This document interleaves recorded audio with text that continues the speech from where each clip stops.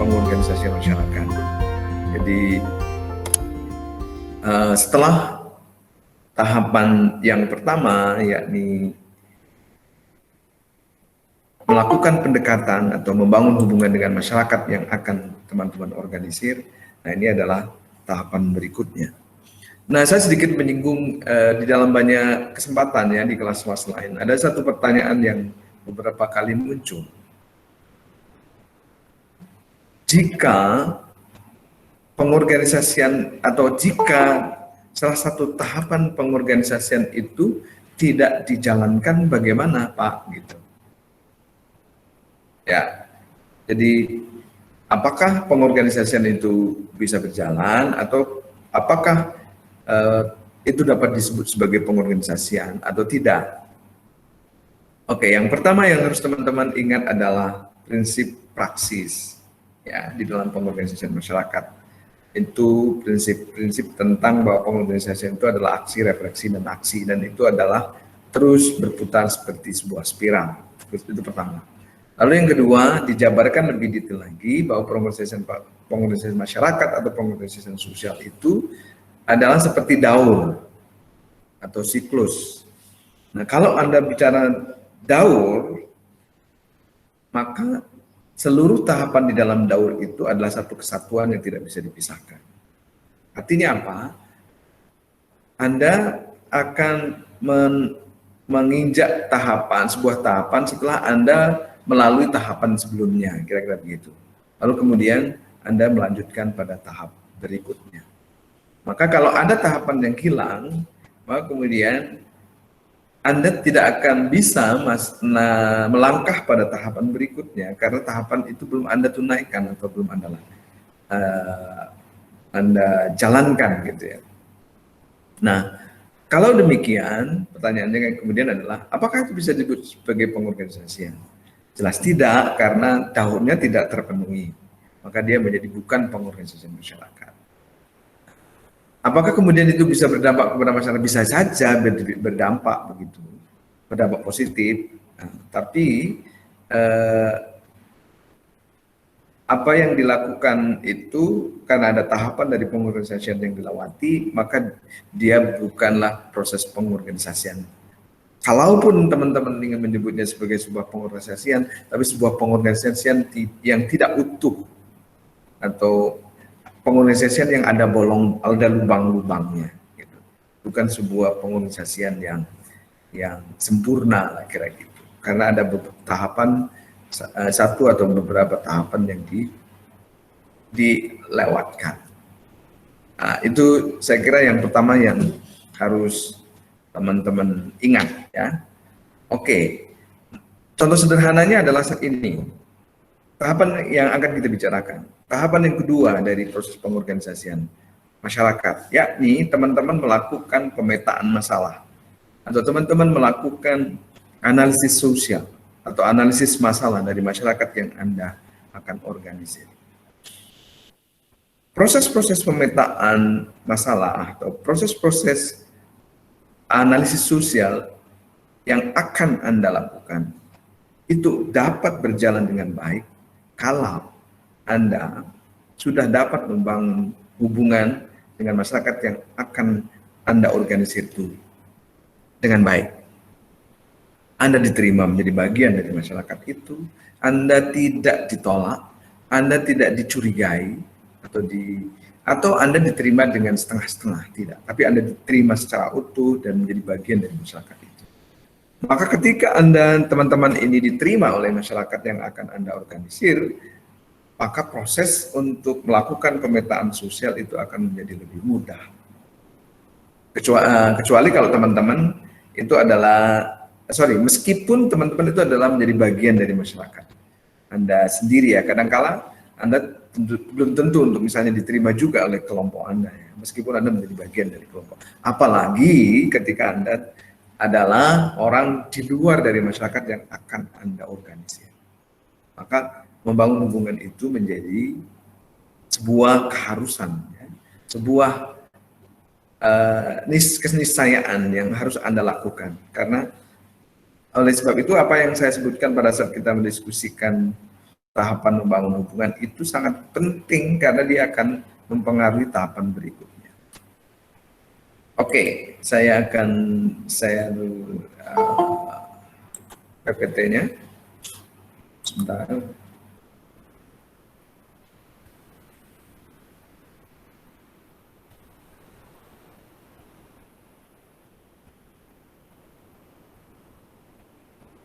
Oke, sambil saya membuka PPT, mencari PPT saya, ada komentar atau pertanyaan terkait dengan tadi beberapa pertanyaan yang muncul pada sesi atau sesi pertemuan sebelumnya.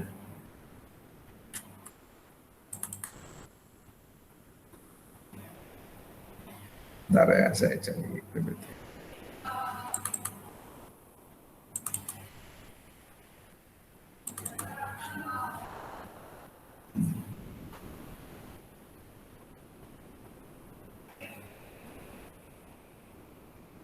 So, sebentar.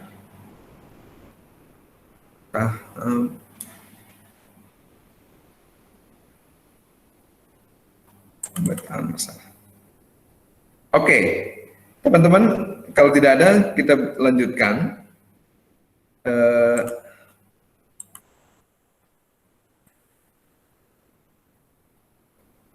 Materi kita. Saya akan mulai dengan ketika teman-teman mendengar kata pemetaan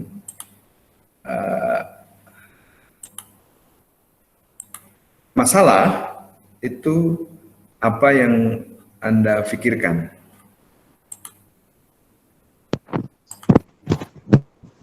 Saya, Pak. Oke, Dina, silakan Dina. Sinyalmu oke ya, pagi-pagi semuanya.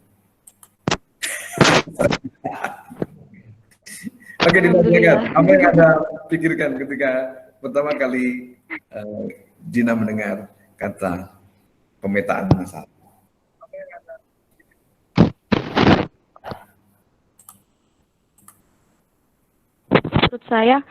Menurut saya itu pemetaan adalah suatu pengelompokan. Pengelompokan apa? Sebentar, saya akan cari buku. Bisa dijelaskan lebih lanjut. Apa ya? Pemetaan pengelompokan tentang apa kira-kira?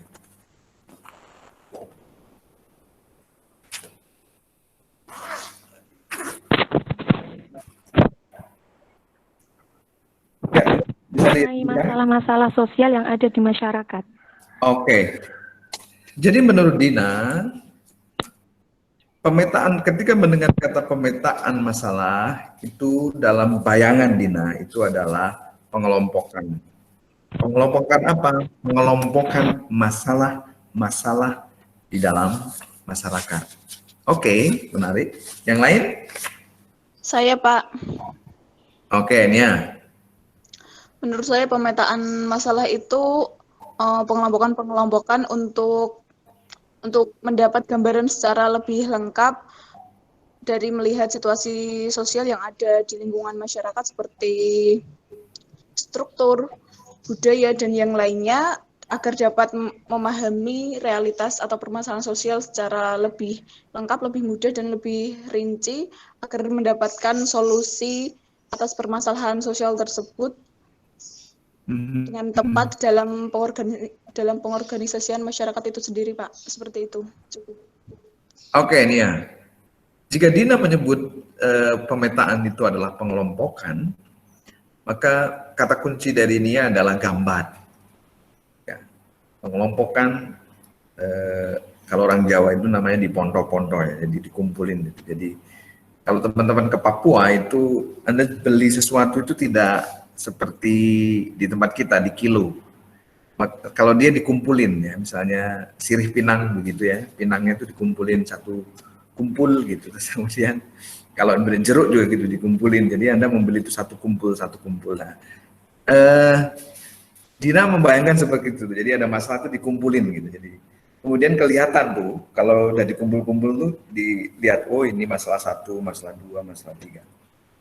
Nah, sebentar Dina gambar ya. Jadi Jadi menggambar situasi-situasi sosial di dalam masyarakat, baik itu struktur ekonominya gitu ya. Kalau ngomongin struktur ekonomi, Anda bicara tentang aktor, bicara hubungan antar aktor gitu ya. Lalu pola-pola hubungan yang tercipta di dalam sebuah sistem ekonomi. Misalnya kalau teman-teman memetakan masalah di sebuah kampung atau desa, sementara sistem ekonomi masyarakat itu ditopang oleh misalnya pertanian gitu, maka akan ada pemetaan tentang petani, tentang industri pertanian yang jual pupuk, jual benih, jual pestisida dan segala macam. Lalu kemudian ada tengkulak di situ yang biasanya dia membeli hasil panen para petani, lalu ada penyuluh pertanian, ya, jadi dia menjadi bagian pemerintah, kemudian ada pemerintah sendiri, kemudian ada kebijakan-kebijakan tentang pertanian. Lalu kemudian Anda melihat hubungan-hubungan antara itu. Oh, jadi petani membeli sekarang itu adalah membeli benih dari para pedagang atau para dari industri, jadi ada beli benihnya, kemudian pupuknya, kemudian pestisidanya. Maka kemudian petani itu sekarang tidak lagi memiliki benih sendiri, dan benih yang dibeli itu hanya bisa ditanam sekali. Maka ternyata petani sekarang itu tidak memiliki kedaulatan atas benih karena dia tidak bisa menghasilkan benih sendiri. Atau ternyata di masyarakat sini itu sebelum panen itu tengkulak datang ke sawah, kemudian dia menaksir harganya, lalu bilang kepada petani, Pak, ini total harga untuk 1 hektar adalah sekian juta. Oh, modelnya ijon segala macam. Penyuluh petani itu tidak memberikan pemberdayaan sebenarnya. Ternyata dia adalah memarketkan ya produk-produk pertanian dari industri, misalnya obat segala macam. Pemerintah kebijakan tentang impor, kebijakan tentang harga dasar dan segala macam. Oh, ternyata pemerintah kebijakannya tidak begitu mendukung para petani nih. Dia membuka keran impor sehingga kemudian misalnya impor gula misalnya, dia membuat para petani petani tebu kolaps gitu ya, karena harga gula lokal turun, jatuh dan segala macam, sehingga kemudian seterusnya dan seterusnya. Atau petani tembakau misalnya, kebijakan tentang cukai dan segala macam yang ternyata membuat para petani itu kemudian kolaps karena tembakaunya itu tidak laku dan segala macam. Ya, itu adalah menggambar itu. Lalu, namun tidak hanya struktur ekonomi ya, tapi juga struktur yang lain. Nah, begitu kata Dina, mengelompokkan masalah karena kata Nia, ini adalah proses-proses menggambar. Ada lagi yang lain?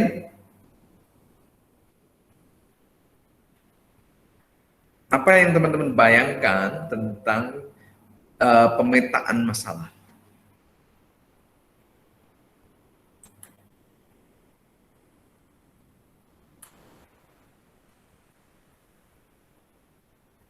Kalau teman-teman pemetaan itu kata dasarnya apa? Peta, Pak. Oke. Kalau teman-teman dengar kata peta, itu apa yang teman-teman ingat? Seperti Dora, Pak. Ya, kenapa? Kamal? Dora. Kalau saya ingat kata peta Dora. Peta. Oke, Dora ya. Ya, yang lain kalau Anda mendengar kata peta, itu kamu itu kalau lihat Dora itu ikut itu sebenarnya juga generasi kalian ada generasi Dora ya. Oke, kalau saya generasinya Flash Gordon, waduh itu jauh zaman bala. Oke, kalau dengar peta, kalau Kamal ingatnya Dora. Terus yang biasa kalau Dora setelah ngomongin peta itu biasanya dia buka apa dia? Gambar, Pak. Oke. Jadi kalau ngomongin peta, ya teman-teman yang Anda bayangkan adalah gambar. Nah sebenarnya begitu, seperti yang dikatakan Nia juga tadi, Jadi pemetaan masalah itu atau pemetaan sosial atau analisis sosial itu sebenarnya adalah sebentar.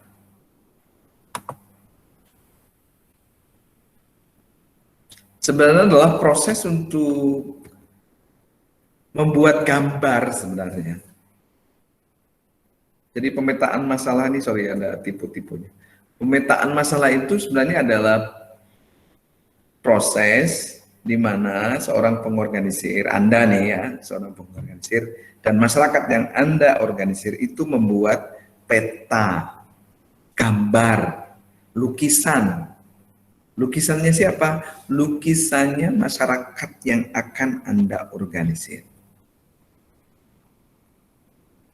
Oke. Nah, lalu kemudian apa yang digambarkan di dalam lukisan itu? Yang digambarkan di dalam lukisan itu, yang tadi disebutkan oleh Dina, yang disebutkan oleh Nia, tadi Nia menyebutnya adalah situasi sosial atau keadaan sosial. Nah, apa sih sebenarnya keadaan sosial itu?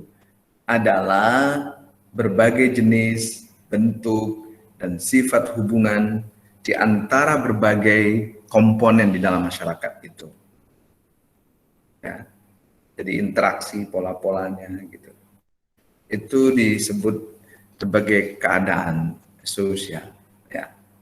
Jadi salah satunya adalah tadi sistem ekonominya atau struktur ekonominya.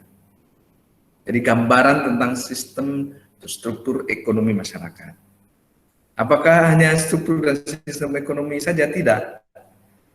Anda juga dalam proses menggambarkan lukisan besar tentang masyarakat itu, Anda juga menggambarkan apa yang disebut dengan sistem atau struktur politiknya.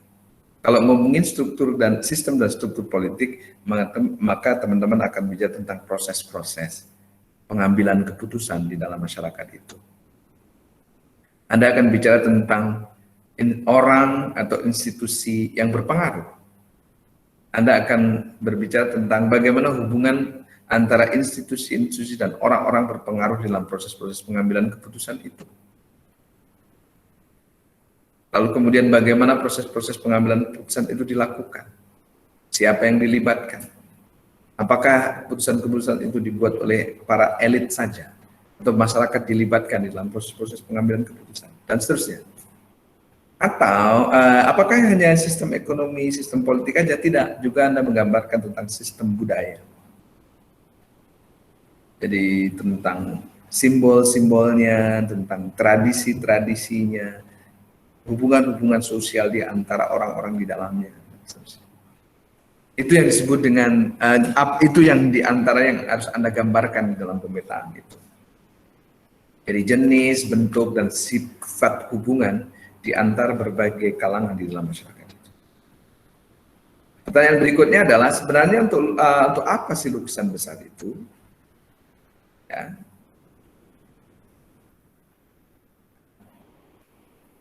Nah, lukisan besar itu sebenarnya adalah berfungsi untuk mengajak masyarakat yang akan Anda organisir untuk berpikir tentang gambar kehidupan mereka yang mereka inginkan. Jadi kira-kira apakah yang situasi yang terjadi itu seperti yang mereka bayangkan? Seperti yang mereka inginkan? Atau Anda menginginkan gambar yang berbeda? Misalnya, apakah misalnya hubungan-hubungan yang terjadi di dalam masyarakat, baik itu dalam aspek ekonomi, politik, sosial, budaya, itu sudah cukup adil?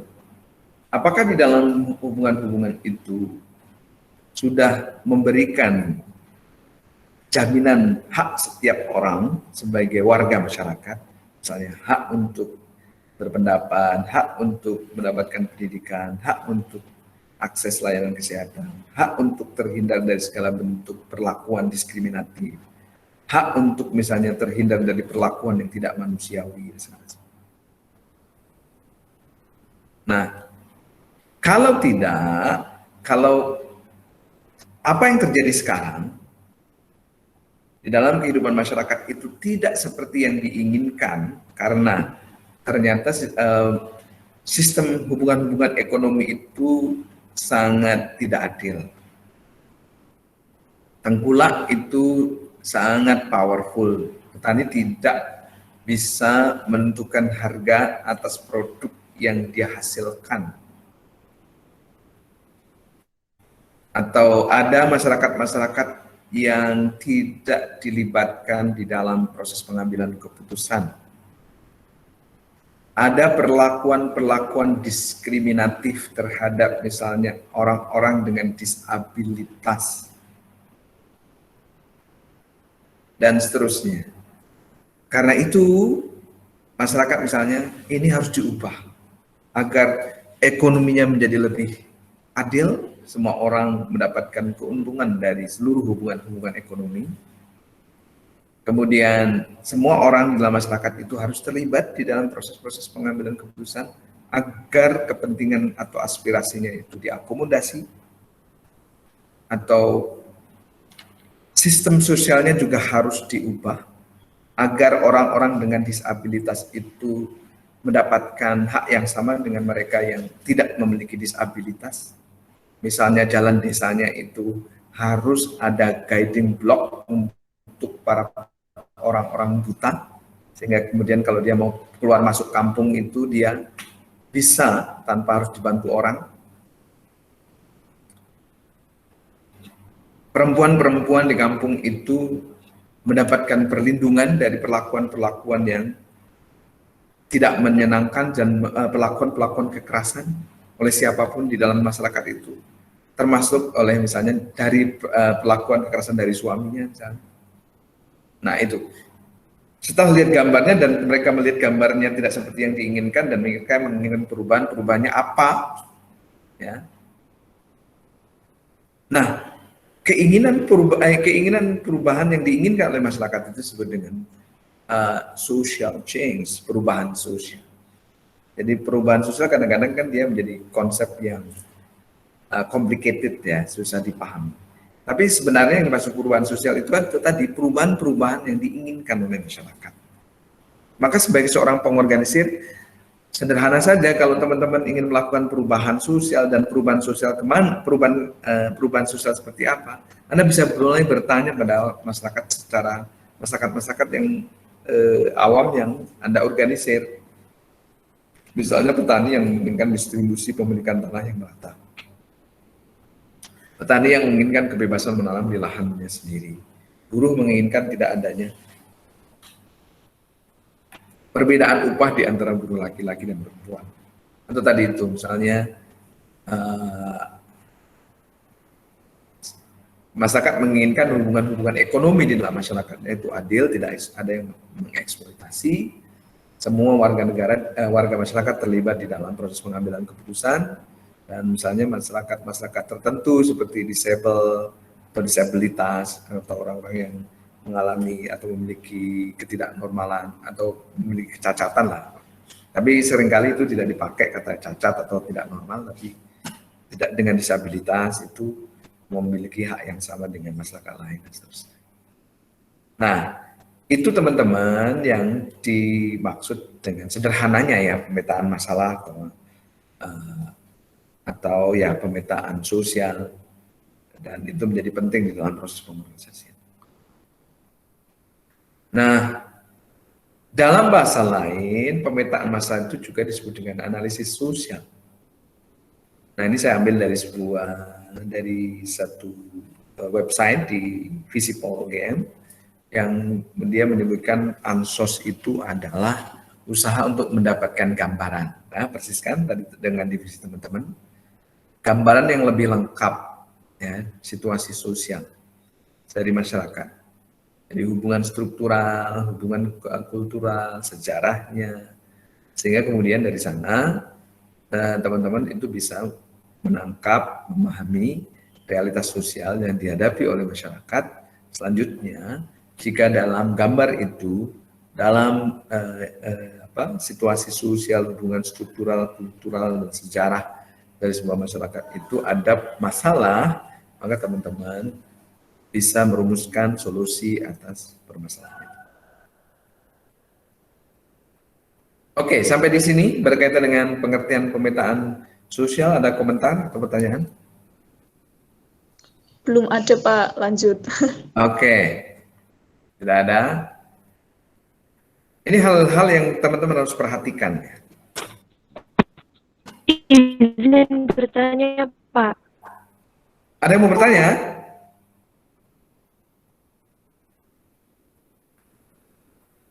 Tidak ya?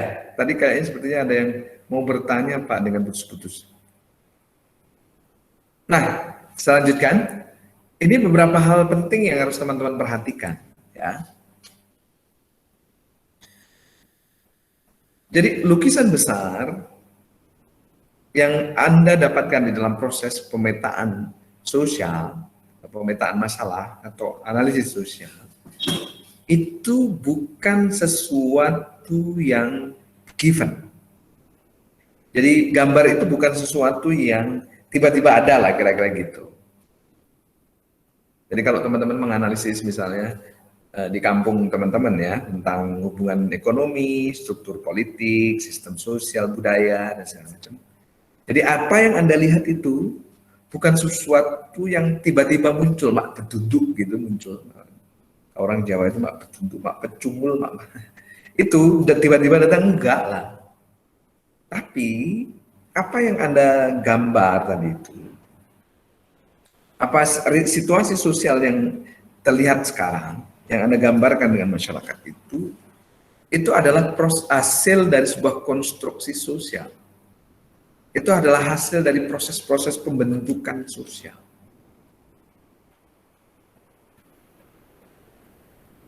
Ya, jadi itu adalah proses panjang lah kira-kira gitu. Ya.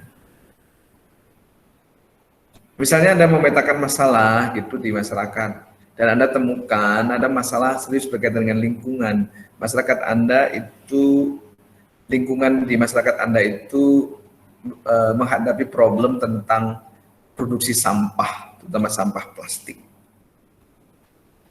Jadi Anda lihat itu situasi lingkungan di masyarakat Anda, ada sampah plastik yang tidak terkelola, itu bukan tiba-tiba aja datang, tapi ada proses konstruksi yang kemudian membuat situasi itu terjadi. Tentu saja adalah industri plastik. Ya, kemudian kebiasaan kehidupan masyarakat modern yang serba praktis, sekali pakai itu. Yang itu dipromosikan oleh industri-industri macam-macam ya, industri plastik, industri makanan, industri minuman dan segala macam. Ya, jadi yang semuanya serba dikemas dengan kemasan plastik dan segala macam. Lalu kemudian Anda masuk di dalam sistem itu, ya, jadi Anda menjadi konsumen membeli itu dan segala macam. Lalu kemudian akhirnya ya produksi sampah plastik Anda menggunung gitu, dan masyarakat Anda tidak memiliki mekanisme bagaimana mengelola sampah itu dengan baik sehingga terjadi polusi plastik dan itu mengancam kelestarian lingkungan masyarakat Anda. Itu yang saya maksud bahwa apa yang Anda lihat itu adalah sebuah proses tercipta dari sebuah proses konstruksi sosial. Tadi itu dari jejaring kuasa, jejaring sosial ekonomi dan sebagainya. Itu baru tadi tentang plastik ya, yang itu sebenarnya adalah proses-proses dari jejaring ekonomi. Atau misalnya ada tadi itu proses-proses pengambilan keputusan di dalam masyarakat, misalnya masyarakat Anda, misalnya perempuan itu kok tidak dilibatkan ya di dalam proses-proses pengambilan keputusan di dusun misalnya. Ada rembuk dusun, ada musrenbang musyawarah perencanaan dusun misalnya. Itu tidak semata-mata terjadi begitu aja, tapi karena ada proses panjang. Misalnya perempuan karena karena dia menstruasi, karena dia ini kemudian karena fungsi-fungsi reproduksinya kemudian dia diberikan value secara sosial, maka perempuan itu lemah. Karena perempuan hamil dan segala macam itu fungsi-fungsi reproduksinya, maka kemudian secara sosial dilekati, oh perempuan itu adalah mengasuh. Jadi ngurus rumah, mengasuh. Nah, karena perempuan mengurus rumah dan mengasuh, maka kemudian dia tidak perlulah sekolah tinggi-tinggi. Kalau sekolah perlulah hanya laki-laki. Nah, karena perempuan tidak sekolah, maka dia tidak memiliki pengetahuan. Maka kenapa dia tidak memiliki pengetahuan yang cukup dan segala bentuk proses-proses pengambilan keputusan di dalam masyarakat. Oleh karena itu perempuan tidak usahlah ikut ambil pengambilan keputusan. Biarlah yang mengambil keputusan itu para laki-laki. Karena laki-laki dianggap misalnya rasional, sementara perempuan emosional. Nah, ini ada proses konstruksi yang panjang. Nah, di dalam pemetaan itu Anda harus menyadari bahwa ini bukan sesuatu yang semata-mata begitu saja terjadi, tetapi ada proses panjang disebut dengan konstruksi sosial. Itu satu, ya, yang harus teman-teman perhatikan. Yang kedua, bahwa memotret realitas itu tidak mungkin bebas nilai atau value free. Value free ya itu ya. Jadi tipu. Maka dalam melihat realitas masyarakat itu tergantung paradigmaan apa yang Anda pakai. Tergantung nilai apa yang Anda anut. Maka di dalam proses pengorganisasian masyarakat, kalau teman-teman ingat di dalam prinsipnya ada satu prinsip namanya keberpihakan. Karena di dalam melihat masyarakat itu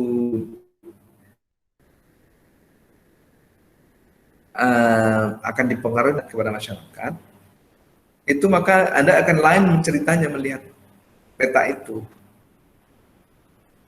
Anda tidak akan menemukan misalnya problem-problem ketidakadilan yang dimiliki atau dialami oleh masyarakat kecil kalau Anda nggak memiliki keberpihakan.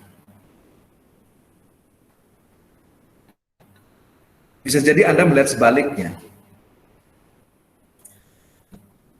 Ya, misalnya melihat petani yang dia sekarang memiliki ketergantungan dengan industri, mulai dari bibit sampai pupuk, pestisida, semuanya dia terlibat pada industri. Kalau Anda nggak memiliki keberpihakan kepada petani, Anda tidak memiliki kepentingan untuk bagaimana mendorong petani itu memiliki kedaulatan atas benih, maka Anda berpikir harus begitu nih, untuk menjadi petani maju agar produktif, Anda harus mengikuti proses-proses yang dikembangkan oleh industri pertanian, yakni untuk memodernisasi pertanian. Maka untuk membuat petani maju, Anda harus menggunakan benih-benih yang produktif. Nah, benih-benih produktif ini sudah diciptakan oleh industri melalui riset panjang. Maka ada IR64 dan segala macam. Maka tanamlah itu. Nah, untuk menghasilkan produksi yang bagus, maka Anda harus menggunakan pupuk-pupuk yang sudah diproduksi oleh industri. Nah, pupuk-pupuk urea, semuanya kimiawi. Nah, kalau ada problem dengan hama, industri sudah menyiapkannya, ada pestisida yang diproduksi dari akar sampai daun-daunnya. Dengan cara itu, petani ketika masuk ke dalam sistem itu menjadi produktif dan menjadi pendapatan petani akan meningkat. Anda akan bisa berpikir begitu. Ya. Kalau Anda tidak memiliki keberpihakan kepada petani. Lain lagi kalau ini persoalan serius ini, petani ini menjadi tergantung pada industri. Bahkan petani itu tidak memiliki kebebasan untuk menanam benih apa yang diinginkan di lahannya mereka sendiri. Karena kemudian petani itu didikte oleh industri, kamu harus menanam padi. Maka kemudian terjadi perubahan pola tanam di dalam beberapa masyarakat petani. Jadi nanam padi sepanjang tahun, kemudian eksploitasi sumber daya air yang berlebihan, sehingga kemudian terjadi kekeringan. Padahal dulu petani kita itu nanamnya itu bergantian gitu, padi kemudian tanam palawija dan seterusnya. Ternyata kemudian itu proses perubahan pola tanam padi sepanjang tahun itu terjadi proses eksploitasi tanah luar biasa. Tanah tidak diberi waktu untuk istirahat. Konsekuensinya apa? Tanah di wilayah pertanian kita itu menjadi semakin tidak subur karena tanah tidak diberi waktu untuk istirahat. Sebenarnya menanam antara padi palawija itu seperti sedang memberikan waktu jeda pada tanah untuk kemudian istirahat untuk kemudian mengembalikan kesuburannya. Apalagi dihantam dengan pupuk kimia ya, yang itu membuat tanah-tanah kita itu sekarang menjadi tidak lagi subur seperti dulu. Nah, itu yang perlu teman-teman perhatikan. Lalu yang oleh karena itu perspektif atau paradigma yang Anda akan gunakan itu sangat krusial karena akan menentukan Anda berpihak pada masyarakat atau berpihak pada yang lain gitu. Ini yang lainnya. Misalnya kalau teman-teman melihat ini paradigma juga ya, persoalan paradigma yang akan Anda pakai akan menentukan keberpihakan Anda. Melihat kendeng. Ketika Anda misalnya berada pada posisi bahwa Indonesia untuk bisa maju itu harus menggencarkan pembangunan dan ukuran-ukuran pembangunan itu dilihat dari pertumbuhan ekonomi. Selain itu juga harus dilihat dari pembangunan fisik, ya, infrastruktur dan segala macam. Maka untuk bisa memajukan pembangunan Indonesia yang berorientasi pada pembangunan fisik dan infrastruktur daripada pembangunan manusianya, lalu kemudian juga pembangunan itu diukur dari pertumbuhan ekonomi yang hanya mungkin diwujudkan dengan membuka seluas-luasnya investasi, termasuk pembukaan pabrik-pabrik yang melakukan eksploitasi terhadap sumber daya alam seperti kendeng misalnya. Jika Anda punya pandangan seperti itu, maka akan Anda dukung kebijakan pemerintah memberikan izin pada PT Semen Indonesia untuk melakukan eksploitasi kendeng. Oh, bagus ini, pabrik semen ini bagus karena dibutuhkan untuk pembangunan sarana infrastruktur pembangunan kita. Dengan adanya pabrik semen itu kan ada investasi masuk nih, baik untuk masyarakat kendeng sendiri. Belum lagi nanti kalau ada pabrik ini, masyarakat di sekitar kendeng itu bisa diserap menjadi tenaga kerja. Mungkin Anda akan berpikir begitu. Ketika Anda memiliki paradigma bahwa paradigma modernisasi dan pembangunan. Tapi kalau Anda berpikir tentang kelestarian lingkungan, keberpihakan kepada petani, enggak, ini mengancam. Eksploitasi kawasan kendeng itu akan menghancurkan spong penyimpan air di kawasan itu yang adalah mata air bagi para petani di kawasan. Nah, kalau spong penyimpan air itu dieksploitasi, dihancurkan, maka petani di sekitaran kendeng itu akan kehilangan sumber mata air, itu yang berarti kehilangan sumber-sumber penghidupan mereka. Karena dia tidak bisa mengaliri sawahnya.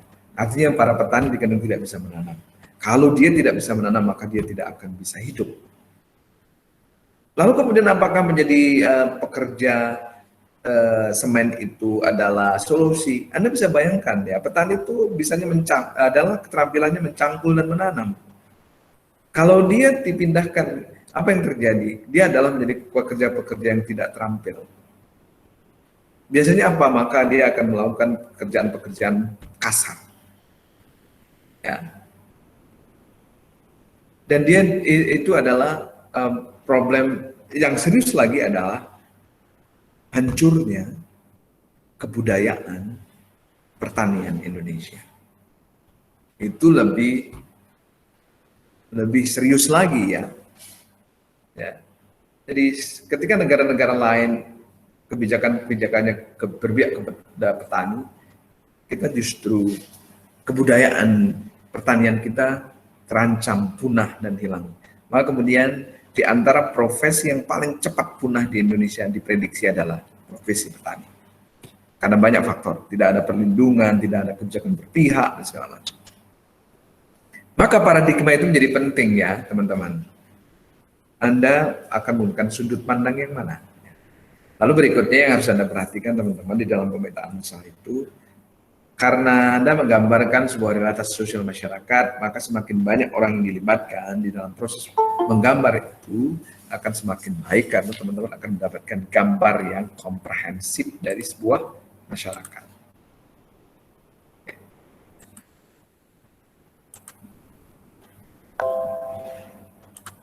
Sorry ya, saya sambil nge-proof teman-teman yang baru gabung. Oke. Nah, ini yang perlu dimiliki ya oleh teman-teman seorang pengorganisir. Ya, dan ini juga poin-poin penting untuk pemetaannya nanti. Yang pertama adalah seorang pengorganisir itu harus memiliki pengetahuan yang mendalam tentang masyarakat yang akan diorganisir. Di antaranya tadi kan di analisis itu di antaranya adalah tentang sejarah. Selain situasi sosial, situasi ekonomi, situasi politik, juga termasuk sejarah. Maka seorang pengorganisasi harus memiliki pengetahuan tentang sejarah masyarakat setempat. Kalau nanti Anda teman-teman melakukan pemetaan di masyarakat Anda harus tahu sejarah masyarakat Anda. Sejarah sosialnya, ekonominya, politik, organisasi-organisasi masyarakat dan perannya, pusat-pusat kekuasaan, baik kekuasaan ekonomi maupun kekuasaan politik, dan juga memetakan orang-orang yang berpengaruh di dalam masyarakat Anda itu siapa aja. Ini penting. Kan? Lalu kemudian yang kedua adalah hubungan penguasaan tata ruang fisik. Ya. Jadi mungkin teman-teman kadang-kadang ini ya tidak melihat pentingnya misalnya kenapa ada demografi desa gitu ya, ada sebaran penduduk, kemudian ada peta pemukiman, lalu kemudian informasi tentang lahan apa saja, siapa yang memiliki lahan itu dan segala macam. Itu penting sekali karena kenapa? Karena dia akan memberikan informasi tentang misalnya apakah terjadi pengelompokan di dalam pemukiman itu, misalnya pengelompokan atas suku, pengelompokan atas keyakinan, pengelompokan kelas sosial, misalnya ada kelompok rumah-rumah di sini adalah kelas-kelas buruh tani, nanti di sana adalah kelas-kelas juragan dan segala macam. Kalau di perkotaan kan gitu juga ada perumahan dan perumahan itu ada kelas-kelasnya. Ya. Sekarang ada tren lagi malah rumah-rumah dengan satu jenis keyakinan, misalnya ada perumahan Muslim. Artinya hanya orang-orang Muslim saja yang bisa untuk membeli rumah di situ dan tinggal di situ. Lalu kemudian juga berkaitan dengan lahan-lahan, siapa yang misalnya memiliki lahan di atas 2 hektar, siapa yang memiliki lahan di bawah 1 hektar, lalu kemudian siapa yang tidak memiliki lahan. Artinya di situ misalnya petani itu ada yang petani gurem, buruh tani, petani kecil, dan para petani besar. Dan peta-peta yang lainnya. Kemudian yang pengetahuan lain lagi yang harus dimiliki adalah kebijakan-kebijakan yang mungkin memiliki pengaruh langsung terhadap masyarakat di situ. Baik itu kebijakan-kebijakan yang terkait dengan pembangunan, izin perusahaan, izin tambang, atau pembangunan infrastruktur misalnya, yang kemungkinan akan berpengaruh di masyarakat itu. Misalnya pembangunan jalan tol yang kemudian harus mengusir misalnya petani dan sawah, pembuatan bandara yang kemudian juga mengusir harus mengharuskan pembebasan lahan, dan itu artinya lahan-lahan petani yang karena di situ ada kawasan pertanian yang lahannya harus demi pembangunan dipakai. Kemudian para petani itu konsekuensinya harus meninggalkan tempat tinggalnya, sawahnya dan segala macam, dan dia tercerabut dari masyarakatnya. Itu tidak sederhana loh teman-teman. Kalau yang biasa pindah-pindah nggak masalah, tapi kalau orang-orang itu kemudian dipindahkan dari kehidupannya, itu sangat mengerikan, ya. Oke, lalu kemudian informasi juga berkaitan dengan kekuatan-kekuatan baik institusi dan orang di dalam masyarakat Anda. Ini penting untuk mengetahui siapa yang paling sangat berpengaruh dan memiliki kepentingan apa gitu ya, namanya baik itu misalnya pemerintah, swasta, organisasi sosial yang langsung berhubungan dengan masyarakat. Ini juga penting. Dan yang terakhir adalah informasi mutakhir perkembangan sosial, ekonomi, dan politik dunia. Kadang-kadang teman-teman nggak memikirkan bahwa apa yang diputuskan oleh negara-negara maju tentang misalnya pengurangan emisi karbon misalnya. Kita berpikir apa hubungannya dengan kita ya?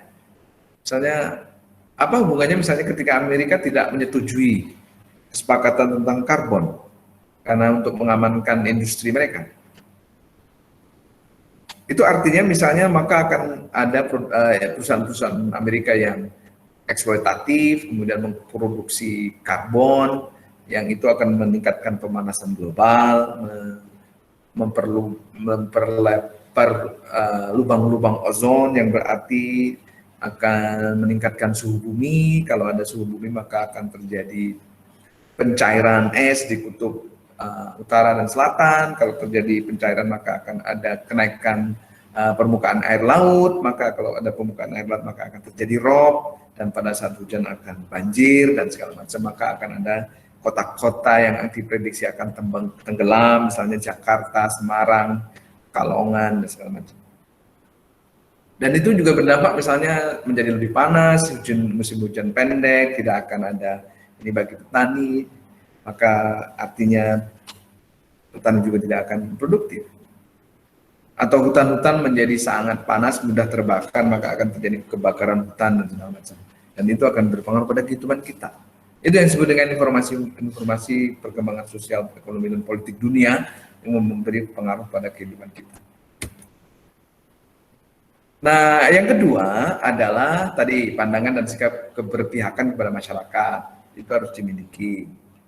Lalu kemudian yang ketiga, memiliki keterampilan tepat guna. Ini penting juga biasanya untuk kemarin yang saya sebut sebagai pintu masuknya. Teman-teman kalau punya keterampilan pertanian organik itu gampang sekali ngajarin pertanian organik di masyarakat. Itu mulai pengorganisasian nanti akan mudah. Memperkenalkan urban farming misalnya kalau Anda tinggal di perkotaan, jadi menguatkan lahan-lahan sempit untuk pertanian. Atau Anda punya keahlian untuk mengolah sampah organik untuk membuat pupuk atau daur ulang. Itu yang ketiga. Lalu yang keempat, Anda harus memiliki keterampilan komunikasi dengan masyarakat. Ya, jadi bahasa Anda yang bisa dimengerti, menggunakan media-media yang menarik, misalnya kalau menggunakan kesenian rakyat, menggunakan video, alat-alat yang tersedia di masyarakat itu, misalkan pemetaan dengan menggunakan batu, bunga, misalnya. Ini batu bunga itu cerita ada kelompok-kelompok perempuan yang melakukan pemetaan masalah mereka di masyarakatnya, di kampung-kampung gitu, untuk mengenali masalah-masalah yang dihadapi. Batu untuk menggambarkan tentang masalah, bunga itu untuk menggambarkan tentang hal-hal positif yang dialami oleh perempuan di desa itu. Oh, kalau banyak batunya berarti banyak perempuan di desa itu banyak mengalami masalah. Nah, kalau banyak bunganya berarti ada banyak sekali hal-hal positif yang terjadi. Oke, itu hal yang harus teman-teman perhatikan ya. Apa saja yang dipetakan, tadi keadaan mikro dan makro masyarakat, tadi yang sudah saya jelaskan pada saat hal berkaitan dengan pengetahuan mendalam ya. Jadi situasi sosial, ekonomi, politik, tingkat lokal, nasional, global. Ya. Lalu kemudian yang kedua adalah, karena gambaran itu untuk membantu masyarakat, apakah situasi yang ada di masyarakat itu seperti yang sudah mereka inginkan atau tidak, hubungan-hubungannya apakah seperti yang dia inginkan atau tidak. Nah kalau tidak, itu apa yang mereka inginkan, apa yang mereka butuhkan. Nah ini adalah pemetaan hal yang dipetakan. Nah kan kemungkinan masyarakat memiliki keinginan yang banyak, kebutuhan yang banyak. Kemudian yang paling menjadi penting adalah bagaimana menetapkan kepentingan dan kebutuhan yang harus didahulukan. dan mana kebutuhan dan kepentingan yang dikemudiankan. Maka kemudian memilih kepentingan dan kebutuhan prioritas. Itu yang kedua. Yang ketiga, yang di pemetaan itu adalah sumber daya dan kemampuan apa yang dimiliki masyarakat. Ingat, pengorganisasian itu adalah bagaimana mendorong masyarakat memiliki kemampuan untuk mengatasi masalahnya sendiri dengan bertumpu pada potensi yang mereka miliki sendiri. Maka perlu dipetakan sumber daya yang dimiliki. Sumber daya kalau kemarin kita diskusi bisa berupa sumber daya material, seperti mungkin uang, tanah, infrastruktur, seperti gedung, jalan, dan segala macam.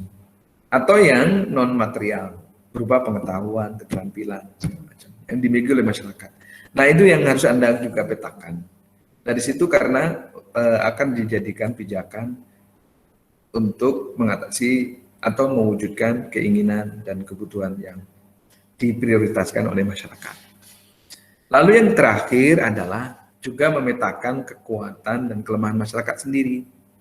Misalnya kekuatannya adalah masyarakat di sini masih punya semangat gotong royong yang tinggi. Kelemahannya apa? Di sini tidak cukup memiliki sumber daya material, misalnya tidak memiliki dana yang cukup, misalnya. Nah, pemetaan itu menjadi penting karena untuk memperkecil bagaimana memperkecil kelemahan dan memperbesar kekuatannya. Sehingga kemudian kekuatan itu bisa dipakai untuk mewujudkan kebutuhan dan keinginan yang sudah diprioritaskan. Nah, menjadi penting juga menganalisis kekuatan dan kelemahan orang-orang, pihak-pihak yang mungkin berlawanan dengan apa yang diinginkan masyarakat. Misalnya kalau petani kendeng, ya kekuatan pabrik sebenarnya apa sih ini? Dan seterusnya. Kelemahannya apa misalnya? Oke, ini langkah-langkah yang harus teman-teman perhatikan di dalam pemetaan. Satu, menentukan objek pemetaan. Anda menentukan wilayahnya atau masyarakat yang akan dipetakan, atau Anda juga memilih masalah sosial yang akan Anda petakan. Misalnya kemiskinan, pengangguran, kriminalitas, lingkungan, masalah kenakalan remaja, atau apapun. Itu Anda pertama itu. Kemudian yang kedua, seperti halnya juga proses-proses penelitian ya, karena untuk pemetaan Anda butuh data dan informasi. Maka harus mengumpulkan data. Data itu bisa bersumber dari data-data sekunder, seperti data statistik, laporan penelitian, berita dari media massa, atau data-data yang Anda peroleh langsung dari sumber yang disebut dengan data-data primer, wawancara, observasi, dan segala macam. Jadi memilih objek pemetaan bisa wilayah dan masalah, pengumpulan datanya. Yang terakhir adalah menganalisis data dan informasi. Memetakan tadi, kalau bahasanya Didang, ngumpulin tadi itu, jadi kumpulin itu. Ya dipetain, digambarkan, buat gambarnya. Karena peta dan gambar. Jadi hubungan-hubungan antar variabel atau aspek terkait dengan politik, ekonomi, sosial, budaya. Nah, teknik pengumpulan data tadi sudah saya sebutkan sih, bisa menggunakan metode-metode tradisional, jadi mengumpulkan data-data sekunder, atau eksperiensial, jadi mengumpulkan foto, observasi, pengumpulan informasi melalui survei, dan metode lainnya. Atau relasional, jadi mengumpulkan informasi melalui wawancara, diskusi kelompok, pertemuan. Ini istilah aja ya, tapi ya yang penting teknik-tekniknya. Oke teman-teman, begitu pemetaan sosial itu seperti itu. Dan itu akan menjadi seperti halnya membangun hubungan akan menjadi menentukan proses pemetaan. Nah, pemetaan ini, hasil pemetaan ini nanti juga akan menjadi pijakan penting bagi tahapan kedua berikutnya, yakni merencanakan aksi yang akan kita bahas setelah UTS. Karena aksi-aksi itu didasarkan pada tadi itu, misalnya analisis mikro dan makro masyarakat, kemudian identifikasi kepentingan dan kebutuhannya, lalu kemudian peta potensi dan kemampuan, sumber daya dan kemampuan, lalu kemudian peta kekuatan dan kelemahan diri dan kelemahan pihak yang akan menjadi lawan. Nah, dari situ rencana aksi itu akan disusun. Ya, sebelum saya ngomongin UTS, itu materi yang kita diskusikan. Apakah ada pertanyaan? Saya persilakan. Karena ini penting banget ya. Oke, Hafid mau bertanya. Saya mau tanya, tadi kan dalam hal penting yang diperhatikan dalam pemetaan sosial itu, pemetaan masalah itu. Pendapat ya. Oke. Hafid silakan lanjut, Hafid. Tadi kan dalam hal pentingnya untuk diperhatikan dalam pemetaan masalah itu salah satunya ada penentuan atau pemilihan paradigma untuk menjadi kunci. Nah itu cara untuk menentukan paradigma itu sendiri bagaimana, Pak? Terima kasih. Oke, tadi itu yang saya sampaikan. Ini paradigma itu berkaitan dengan keberpihakan ya. Jadi paradigma Anda yang harus pakai itu Anda harus paradigma yang berpihak pada kelompok yang paling dirugikan sesuai dengan prinsip pengorganisasian masyarakat.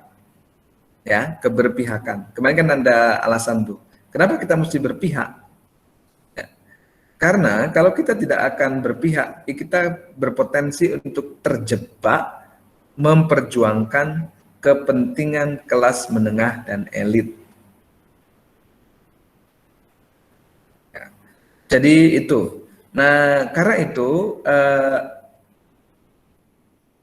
keberpihakan itu menjadi penting karena tadi bahwa realitas sosial itu di dalam memetakan masalah kita itu tidak bisa bebas nilai gitu. Karena setiap orang akan dipandu oleh nilai-nilainya. Lalu di dalam pengorganisasian masyarakat itu nilai-nilai yang harus memandu seorang pengorganisir itu adalah keberpihakan.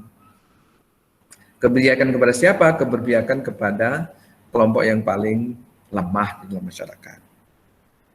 Nah, lalu yang kedua, paradigma apa yang biasanya mendukung keberpihakan kita pada kelompok atau masyarakat yang paling lemah adalah paradigma kritis, seperti misalnya yang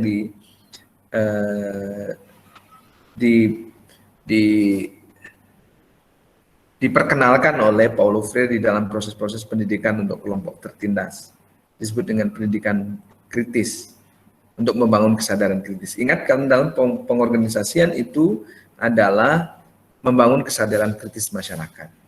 Nah, apa itu kesadaran kritis masyarakat?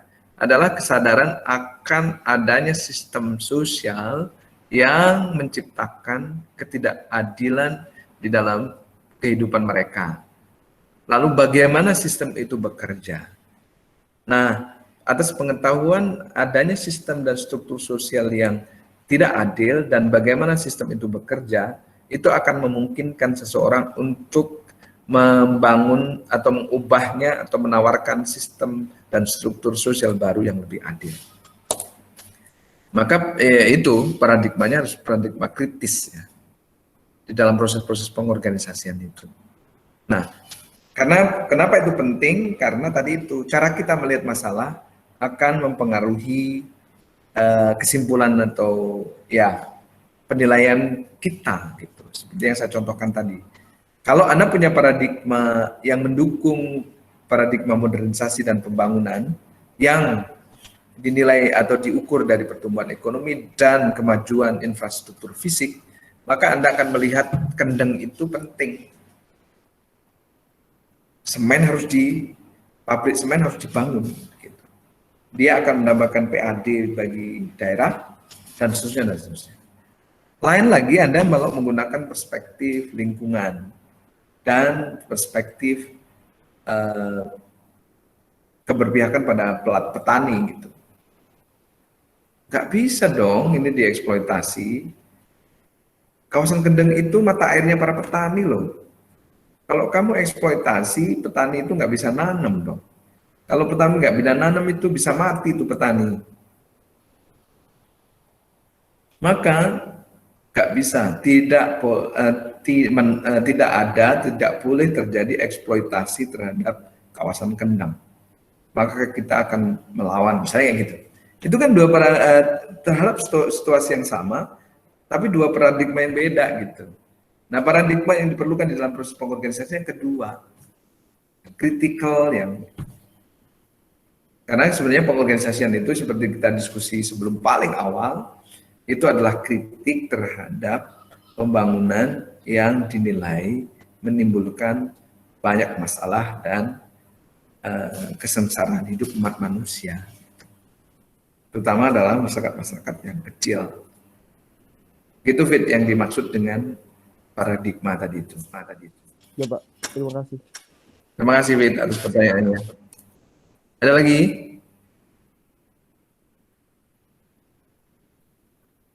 Iya Pak, saya. Oke Dina, silakan Dina.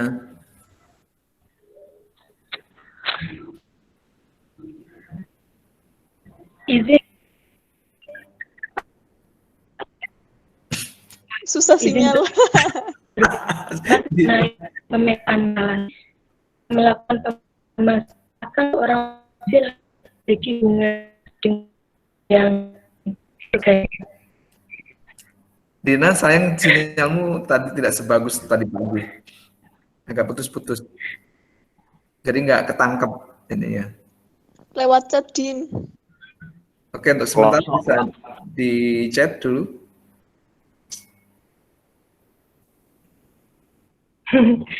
Pak. Atau kamu mencari di depan rumah, di mana? Ya. Sayang ya, Dina, kamu nggak putus-putus, jadi nggak ketangkep ini pertanyaannya. Kamu bisa chat ya, Dina ya.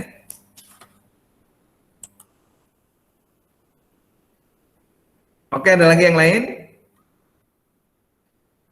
Nanti absensinya teman-teman ini ya di psikologi ya. Karena kalau yang Iya Pak, saya stop ini nanti hilang. saja. Oke, sip. Atau kamu nyoba lagi, ini barusan jelas nih.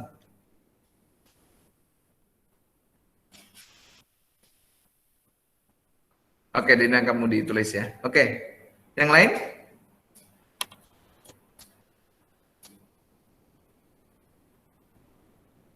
Sambil nunggu chatnya Dina.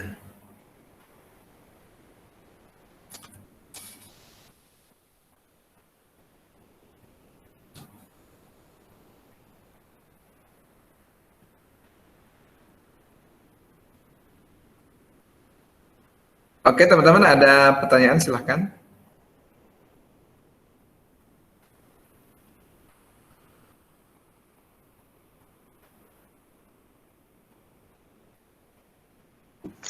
Mau tanya, Pak. Oke, nih ya, silahkan ya. Kalau dalam pemetaan masalah itu nanti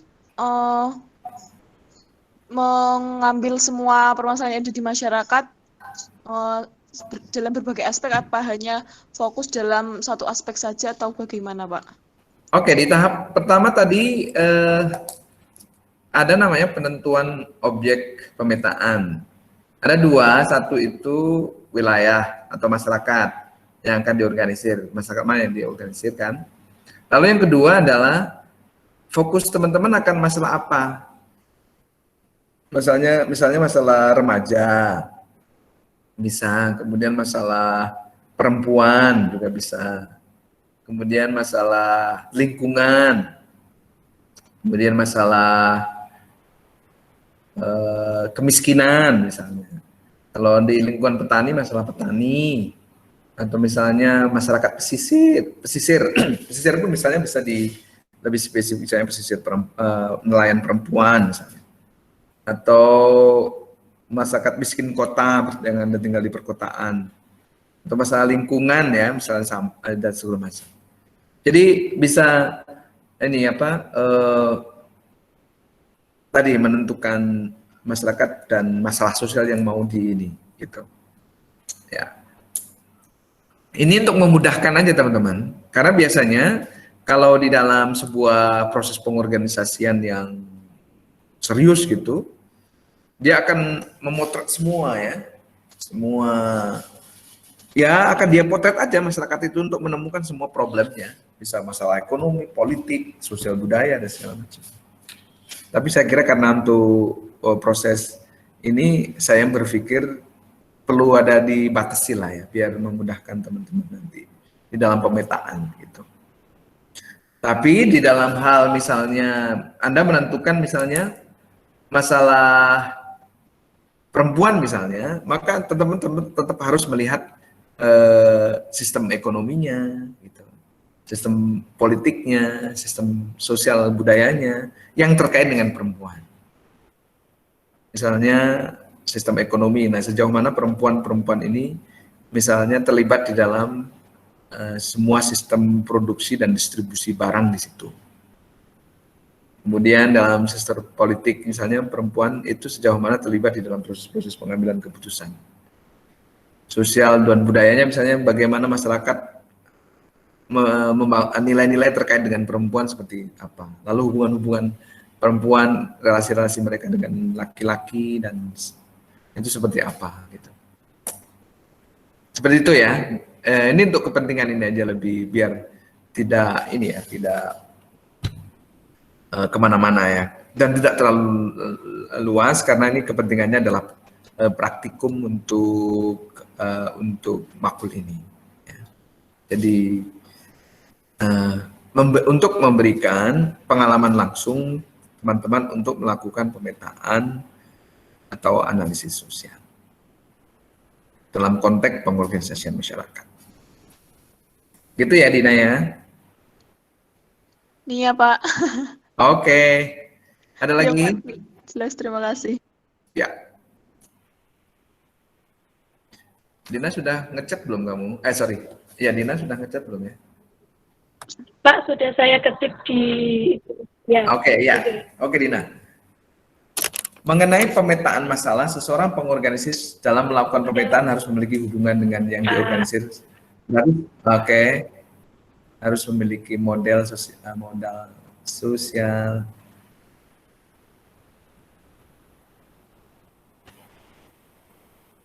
Jaringan dan hubungan dengan individu. Ya, saya kira ini terkait dengan makulnya Pak Endang ya. Ya, saya kira modal sosial itu penting ya. Jadi sekaligus juga Dina mengingatkan keterkaitan antar makul. Nah, tentu saja pengorganisasian ini sangat terkait dengan makul yang lain. Mulai dari pengantar sosiologi sampai memiliki kaitan semua. Karena ini ada aspek riset, ada aspek tadi paradigma gitu. Ya, paradigma, kalau ngomong paradigma, teman-teman kan ada makul paradigma sosiologi atau paradigma sosial. Lalu ada modal sosial, dan modal sosial itu penting. Jadi ketika seorang pengorganisasi memiliki modal sosial yang cukup, yang diantaranya adalah dalam diskusi modal sosial itu adalah berupa jaringan atau hubungan dengan individu dan prinsip reciprocitas kesalingan ya, resiprositas ya, itu saya kira di dalam ini penting bagi seorang pengorganisasi. Kalau seorang pengorganisasi memiliki modal sosial yang kuat, jaringan, hubungan, maka resiprositas itu bisa terbangun ya. Jadi timbal balik gitu, karena Anda memiliki hubungan baik, terus kemudian terlibat menjadi bagian dari masyarakat, diterima, memiliki peran-peran di dalam masyarakat. Maka pada saat kemudian teman-teman melakukan pemetaan untuk proses pengorganisasian teman-teman, maka itu akan sangat mendukung. Oke, Dina, saya kira ya pendapatmu menurut saya benar. Jadi memang ada kaitan dengan persoalan modal sosial. Oke, apakah ada yang lain?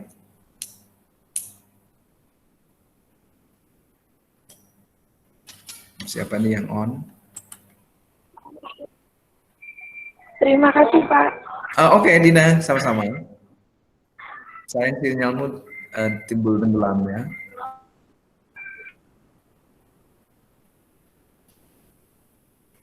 Oke, ada lagi yang lain selain Hafid, Nia sama Dina? Oke, kalau tidak saya akan menyampaikan tentang UTS dan mohon diperhatikan terkait dengan UTS ini ya. Oke. Pertama, seperti yang sudah saya sampaikan, bentuk UTS-nya adalah melakukan pemetaan sosial di lokasi atau tempat tinggal masing-masing. Ini saya pilih teman-teman dengan sangat berat hati. Jika semula dalam situasi normal, teman-teman akan melakukan pemetaan sosial di Labsos kita, di Tambak Loro, di Gambilangu, di Wonolopo, dan di beberapa Labsos baru yang sudah kita buat kerjasamanya dengan fakultas. Tetapi itu tidak memungkinkan, maka UTS untuk pemetaan sosial ini dilakukan individual. Seperti KKN, sekarang PPL juga individual, KKN individual, praktikum juga menjadi individual. Karena saya susah membayangkan untuk kelompok ya. Karena saya khawatir teman-teman tidak mendapatkan pengalaman langsung proses pemetaan. Itu satu. Lalu yang kedua, pemetaan masalah setidaknya memuat satu tadi keadaan mikro dan makro masyarakat. Nah, persoalan sejarah, hubungan tata ruang dan sumber daya,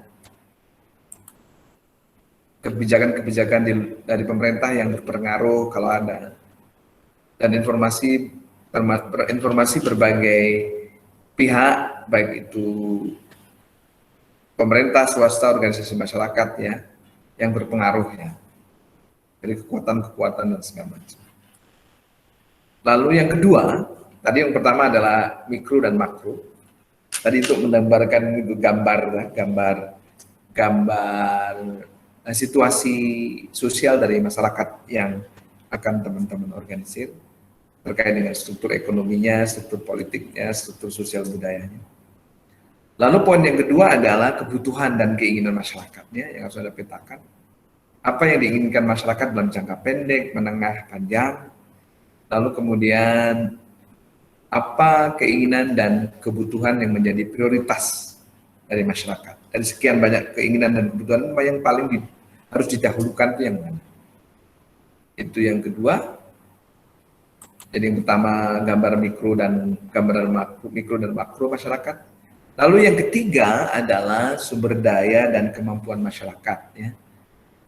Baik sumber daya material maupun non material, yang itu diperlukan untuk mencapai kepentingan atau kebutuhan prioritas yang tadi dirumuskan di poin kedua.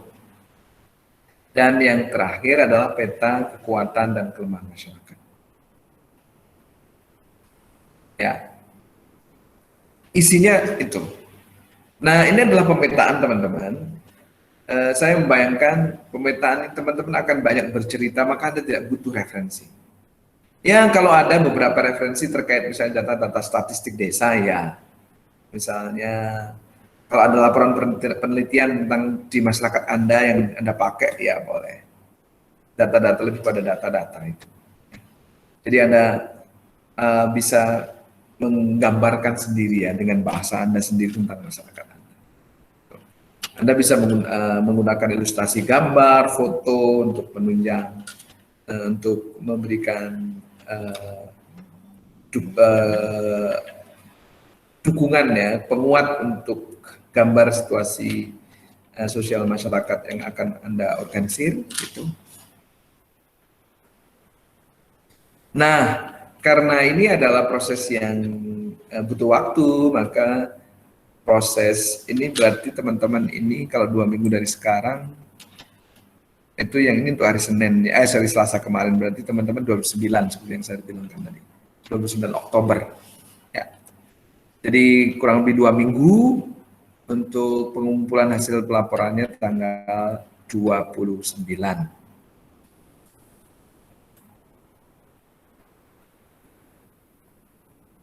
Ya betul, tanggal 29. Ya, terus kemudian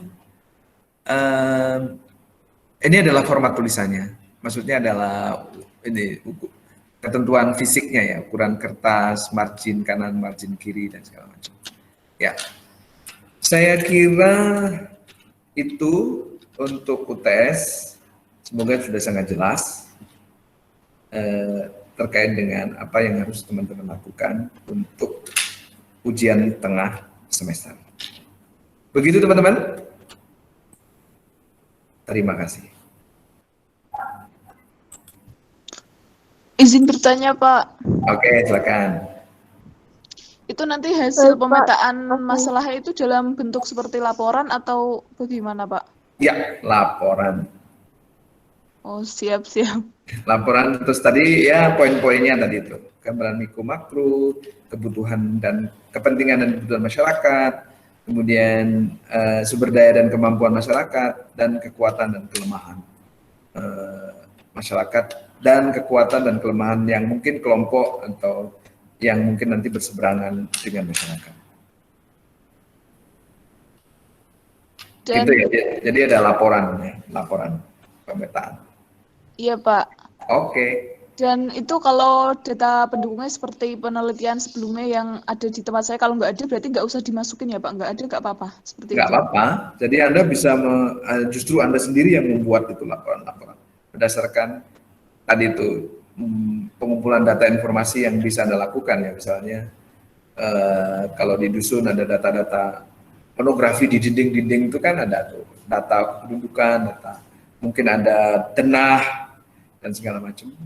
Itu bisa dijadikan ini ya, jadikan ilustrasi gambar-gambar, dan itu juga bisa jadi sumber yang bisa Anda gunakan ya. Maka saya bayangkan teman-teman bisa membuat formanya dalam bentuk seperti bercerita, itu juga. Saya memberikan kebebasan teman-teman. Iya, Pak. Terima kasih. Oke, ya. Yang lain?